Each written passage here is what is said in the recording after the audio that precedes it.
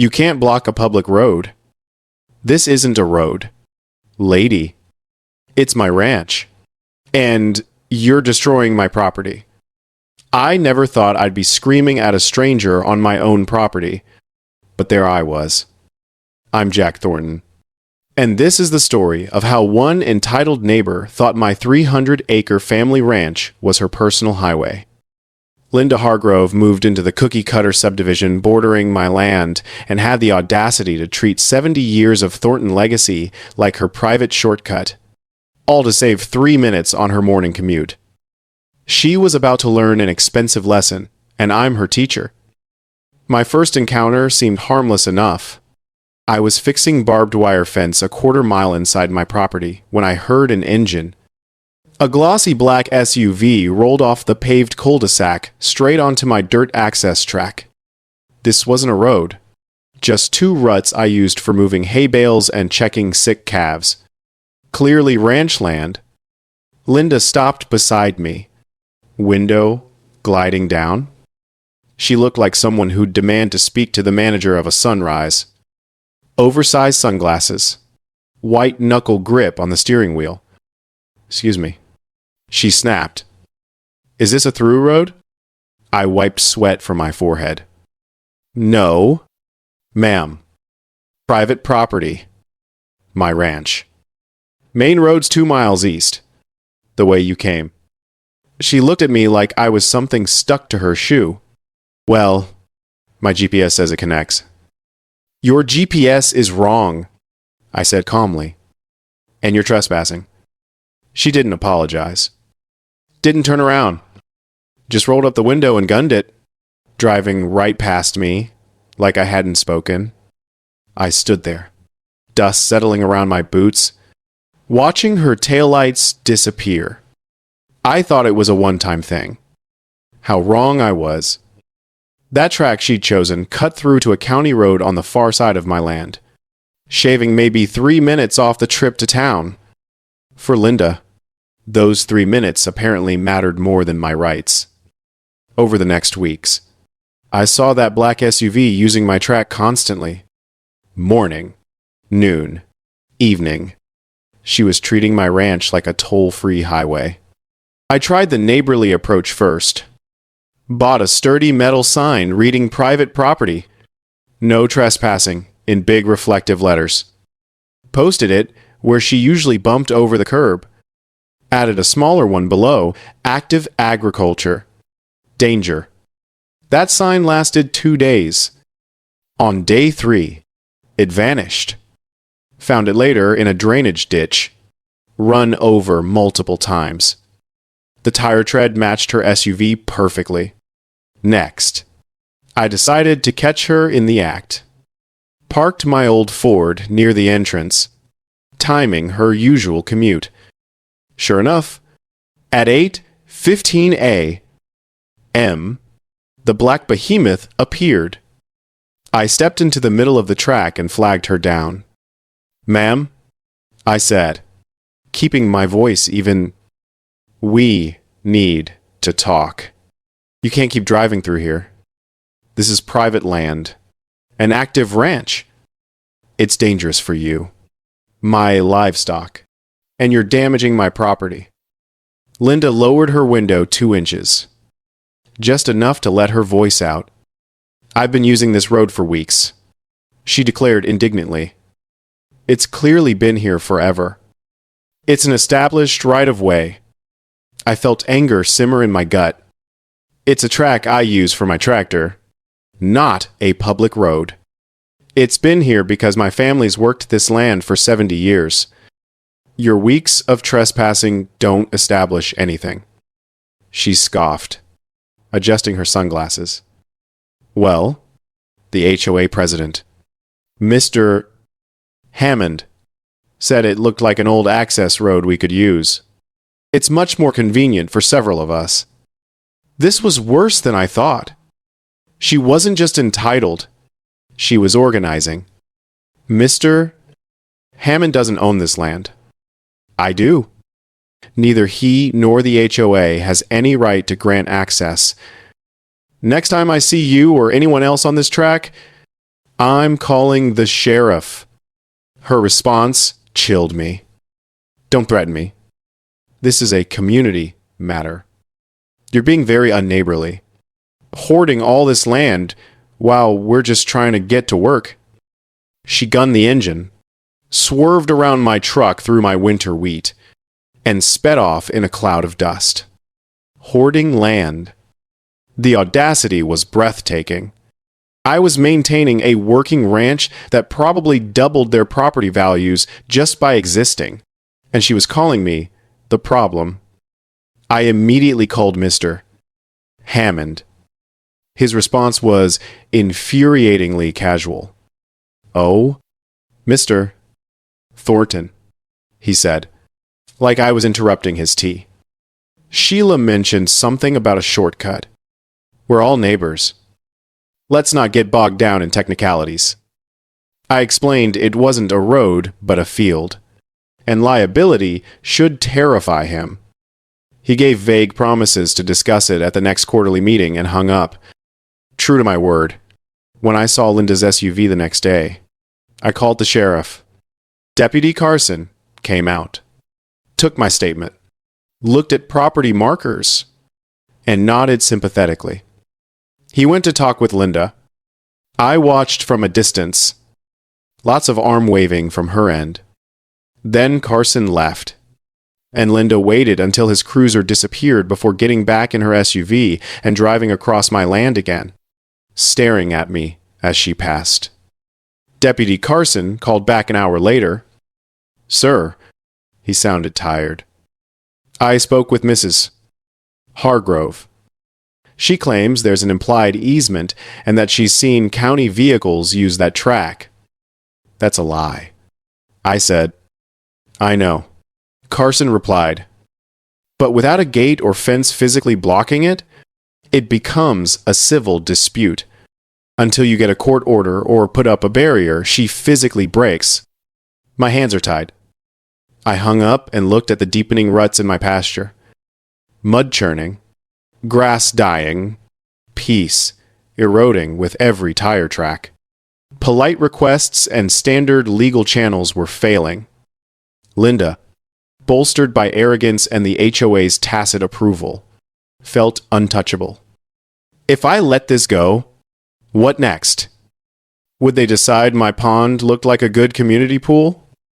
My barn become overflow parking? No. If Linda wanted to treat my ranch like hostile territory, I'd use the land itself to teach her a lesson. Legal, non-lethal, but extremely persuasive.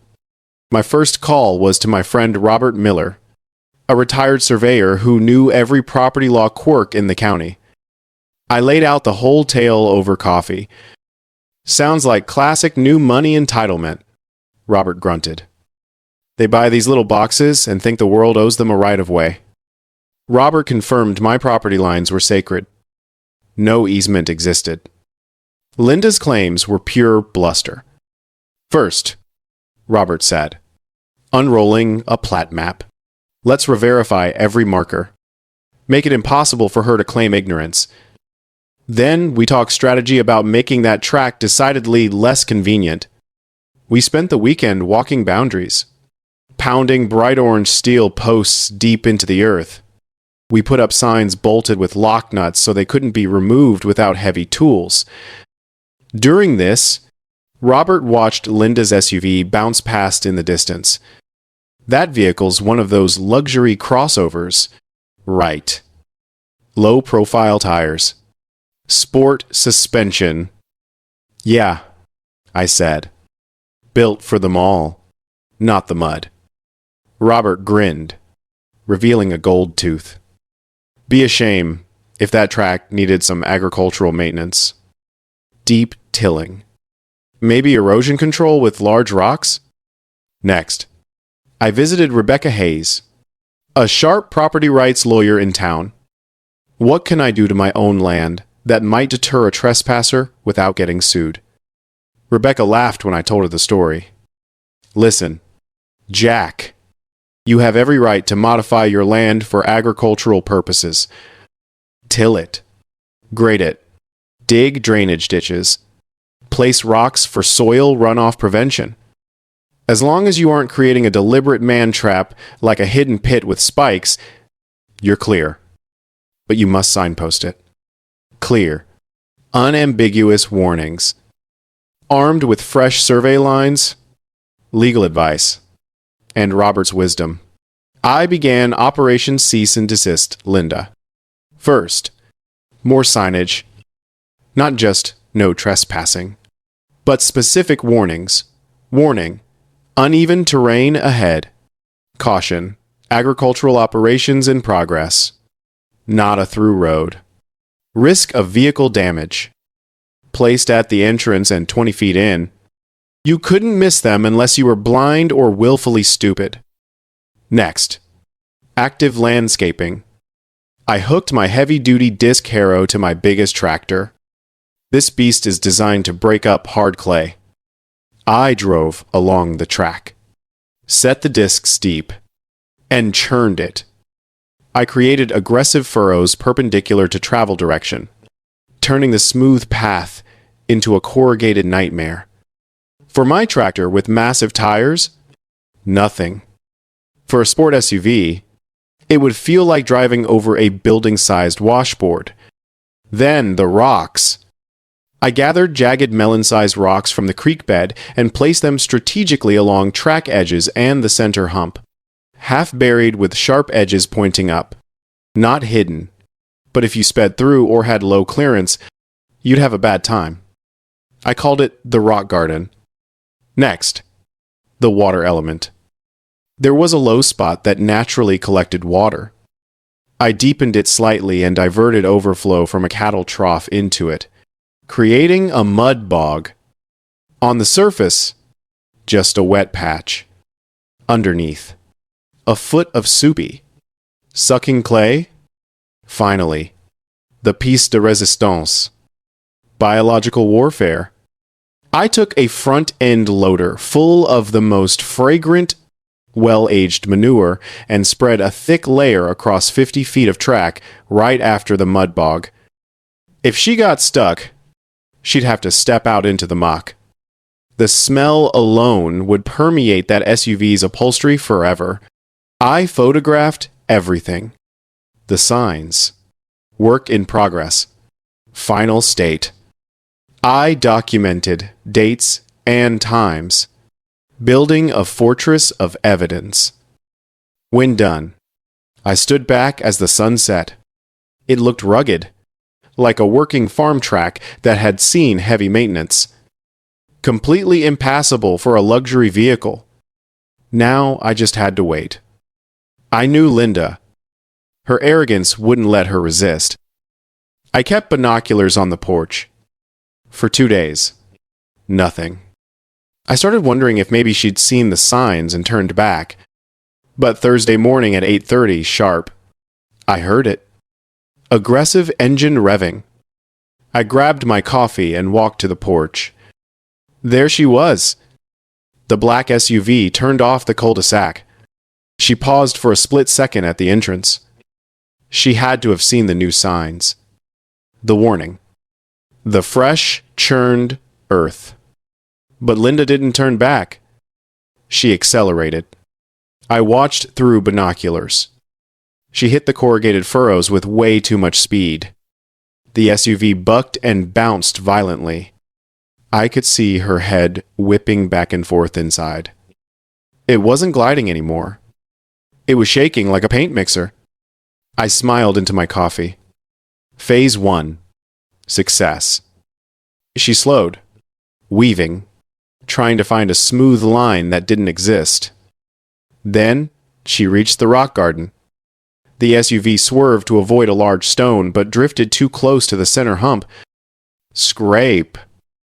The sound of metal on rock drifted across the pasture. She'd bottomed out. She kept going, fueled by pure stubbornness. Then came the mud bog. She probably thought, oh, just a little water. She hit the gas, trying to power through. Big mistake. The front wheels hit the soup and dropped. The heavy front end dove into clay.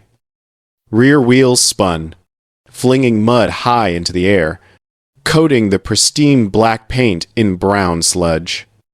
The engine roared, whining, but the car didn't move forward. It just sank deeper. Stuck, axle deep. The driver's door opened. Linda stepped out, looked furious, then realized she was standing in mud. She let out a scream of frustration I could hear from 300 yards away. She tried getting back in to rock the car. Hopeless. The tires were slick, the ground soup. She couldn't go forward, couldn't back up. She had to walk. The only way to the main road was through the muck heap ahead or back through the mud she'd just driven through.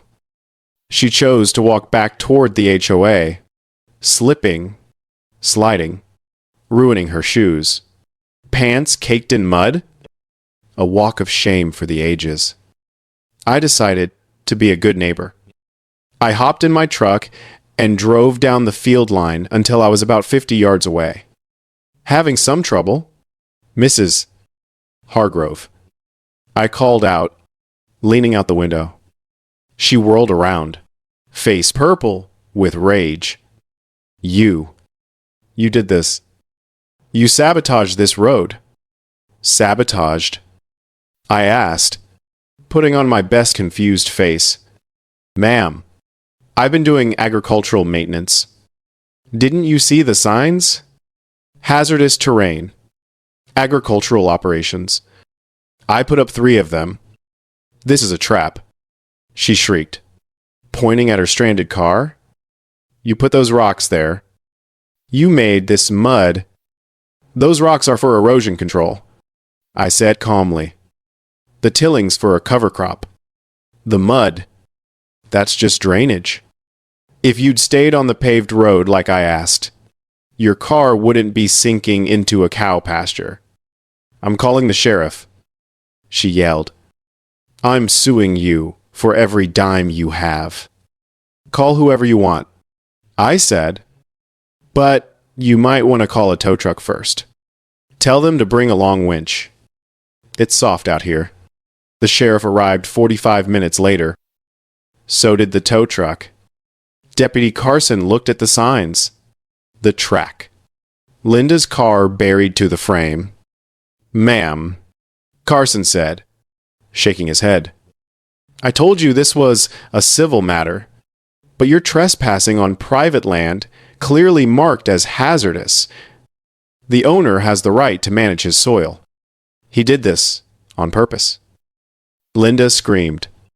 He put up signs. Carson shrugged. You drove past them. That's negligence on your part. The tow truck driver charged her a hazardous recovery fee. It took them an hour to get the SUV out, dragging it backward over the rocks. I heard the exhaust pipe rip off. Beautiful sound. Linda fumed, hissing at me as she got into the tow truck cab. This isn't over. Oh, I think it is, I said. But she tried. A week later, I got a letter from the HOA lawyer demanding compensation for vehicle damage and mental anguish. My lawyer, Rebecca, responded with a packet containing photos of the signs, video from my trail camera showing her driving past warnings, and a counter threat to sue for damage to my soil. Then Mr. Hammond finally woke up. He realized Linda's crusade was about to cost the HOA a fortune in legal fees for a battle they couldn't win. He visited me personally, saw the signs, saw the road. 2 days later, a memo went out to all HOA residents. The track on the western border is private property. Do not use it. The HOA assumes no liability for damage incurred by trespassing. Linda tried taking me to small claims court herself. The judge looked at photos of warning signs, looked at Linda, and dismissed the case with prejudice in under 10 minutes. He literally told her, Ma'am, if you drive into a construction zone after being warned, you don't get to sue the bulldozer. Linda still lives next door. Drives the long way now. every single morning. I wave sometimes. She doesn't wave back. The track. Gone. Blackberry bushes. Tall grass. And about 200 cow prints. Last week, I saw her staring at it from her driveway. Just staring. Then she got in her car and drove the long way. Peace has returned to Thornton Ridge. So, what do you think about my situation? Would you have let her keep driving through, or would you have dug the ruts even deeper? Drop your thoughts in the comments below.